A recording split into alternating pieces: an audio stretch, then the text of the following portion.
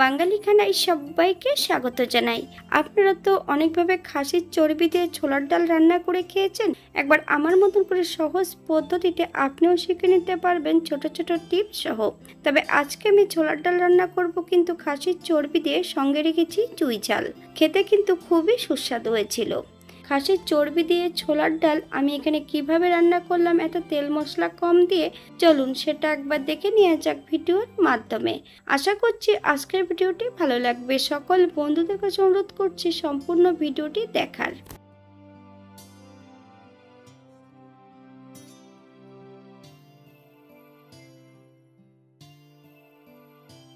এখানে আমি আগের থেকে বেশ কিছুটা ছোলার ডাল 1 ঘন্টা আগে ভিজিয়ে রেখেছি।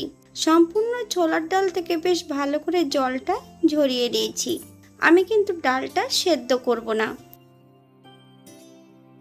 এই পর্যায়ে বেশ কিছুটা মশলা বেটে নেব। তবে আমি আজকে মশলাটি করব মিক্সচারে। এখানে বেশ কিছুটা নিয়েছি আদা, 1 চামচ সাদা জিরে, 1 চামচ ধনে, বেশ কিছুটা কাঁচা লঙ্কা। আপনারা এখানে কাঁচা লঙ্কার পরিবর্তেও শুকনো লঙ্কা অ্যাড করতে পারেন। 1/2 চামচ লবণ, আপনার স্বাদ অনুসারে লবণটা অ্যাড করবেন। দারচিনি, এলাচ, লং, বেশ কিছুটা জল দিয়ে একটা মিহি পেস্ট তৈরি করে নিতে হবে। একটা কড়াইতে বেশ কিছুটা সরষের তেল অ্যাড করব। তেল গরম হওয়া পর্যন্ত অপেক্ষা করতে হবে।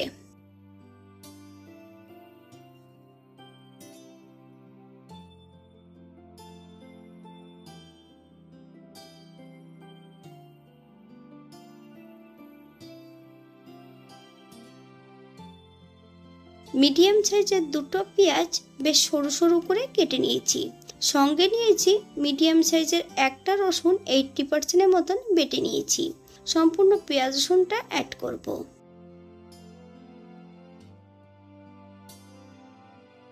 1 চামচ লবণ, আপনার স্বাদ অনুসারে লবণটা অ্যাড করবেন। পেঁয়াজ রসুন থেকে যতক্ষণ কাঁচা গন্ধ ছাড়বে ততক্ষণ বেশ ভালো করে ভেজে নিতে হবে। বাঙালি রান্না ঘরোয়া উপকরণ দিয়ে। আপনাদের যদি রান্নাগুলো পছন্দ হয় তাহলে চ্যানেলটি সাবস্ক্রাইব করে দিয়ে পাশে থাকবেন। পাশে থাকা বেলটি বাজিয়ে দেবেন, নইলে নিত্য নতুন রান্নার নোটিফিকেশন পাবেন না। আমার এই চ্যানেলে আমিষ, নিরামিষ এবং বিভিন্ন ধরনের ছোলার ডালের রেসিপি দেওয়া আছে। আপনাদের যদি রান্নাগুলো পছন্দ হলে তাহলে চ্যানেলটি ঘুরে একবার দেখে নেবেন। 2 টুকরো চুই ঝাল অ্যাড করব। আপনারা যদি পছন্দ করেন তাহলে পরিমাণে বাড়িয়ে দিতে পারেন।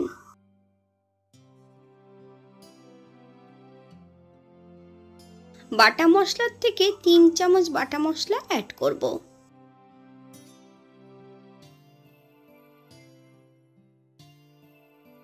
হাফ চামচ লবণ, আপনার স্বাদ অনুসারে লবণটা অ্যাড করবেন।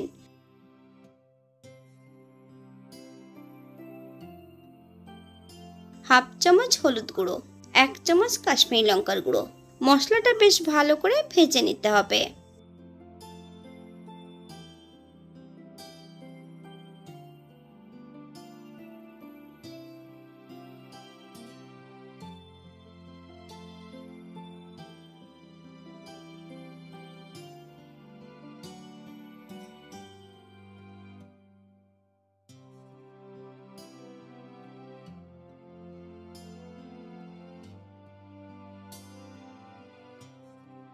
মশলা ধোয়া বাটি থেকে বেশ কিছুটা জল অ্যাড করব।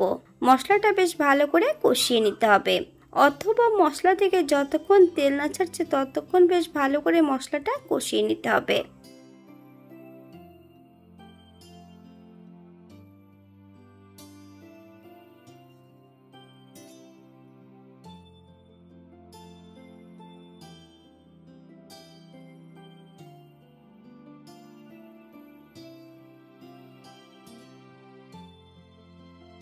বেশ কিছুটা কাঁচা লঙ্কা ফালি দিয়ে অ্যাড করেছি। আপনারা যদি পছন্দ করেন তাহলে পরিমাণে বাড়িয়ে দিতে পারেন।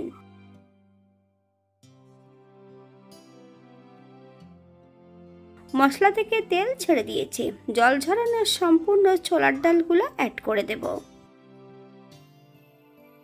গ্যাসের ফ্লেমটা মিডিয়ামে রেখে বেশ কিছু সময় মশলা সহ ডাল দিয়ে কষিয়ে নিতে হবে।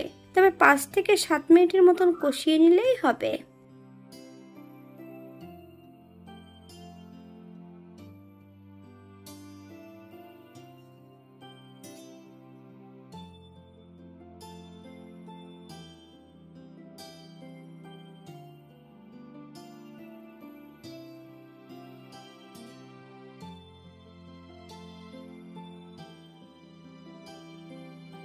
এখানে আমি চর্বির টুকরোগুলো অ্যাড করব।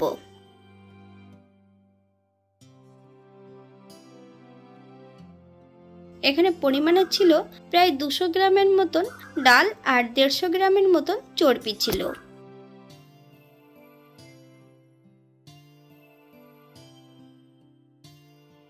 হাই ফ্লেমে আবারও 5 থেকে 7 মিনিটের মতন মশলা সহ চর্বি দিয়ে ভালো করে কষিয়ে নিতে হবে।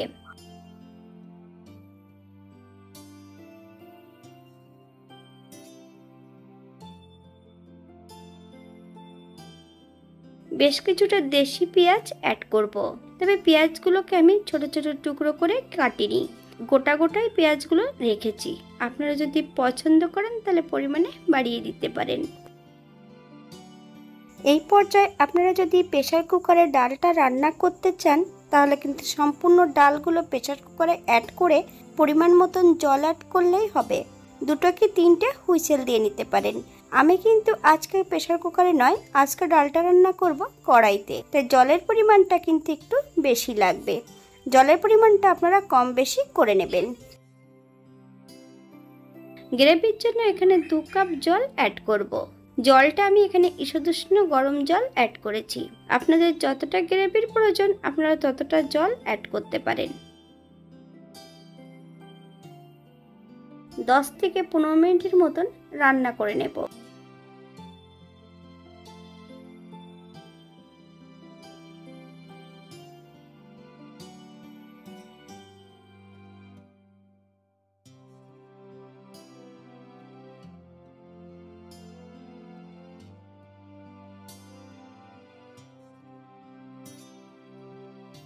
পনেরো মিনিট পর এই পর্যায়ে একবার চেক করে দেখতে হবে যে ডালটা সেদ্ধ হয়েছে কিনা।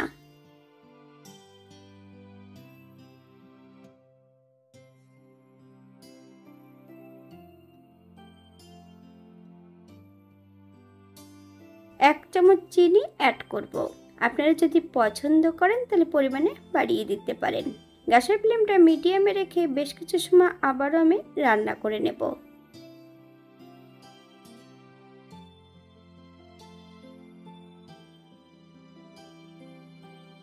এক চামচ ঘি আপনারা যদি পছন্দ করেন তাহলে পরিমাণে বাড়িয়ে দিতে পারেন।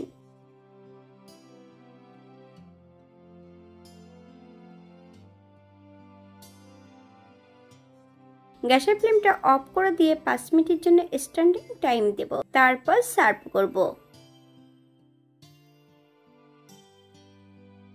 এটা দেখতে যেমন ভারী সুন্দর হয়েছিল, এটা গরম ভাতে, রুটি, পরোটা, লুচি সবকিছুর সঙ্গে অসম্ভব ভালো লাগবে।